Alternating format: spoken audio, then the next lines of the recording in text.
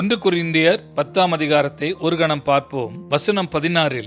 நாம் ஆசீர்வதிக்கிற ஆசீர்வாதத்தின் பாத்திரம் கிறிஸ்துவனுடைய இரத்தத்தின் ஐக்கியமாய் இருக்கிறது அல்லவா? நாம் பிற்கிற அப்பம் கிறிஸ்துவனுடைய சரீரத்தின் ஐக்கியமாய் இருக்கிறது அல்லவா?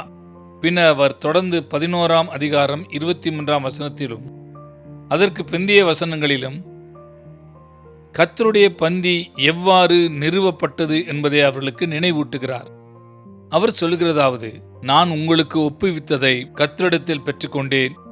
என்னவெனில், கர்த்தராகிய இயேசு கிறிஸ்து தாம் காட்டிக் கொடுக்கப்பட்ட அன்று ராத்திரியிலே அப்பத்தை எடுத்து ஸ்தோத்திரம் பண்ணி அதை பிட்டு, நீங்கள் வாங்கி புசியுங்கள், இது உங்களுக்காக பிற்கப்படுகிற என்னுடைய சரீரமாயிருக்கிறது, என்னை நினைவு கூறும்படி இதை செய்யுங்கள் என்றார். நாம் அதை நினைவு கூறும்படி செய்கிறோம் என்பது முற்றிலும் உண்மையானது. ஆனால் அவரை நினைவு கூறும்படி என்ன செய்கிறோம்? நாம் அவருடைய சரீரத்தை எடுத்துக்கொள்கிறோம்.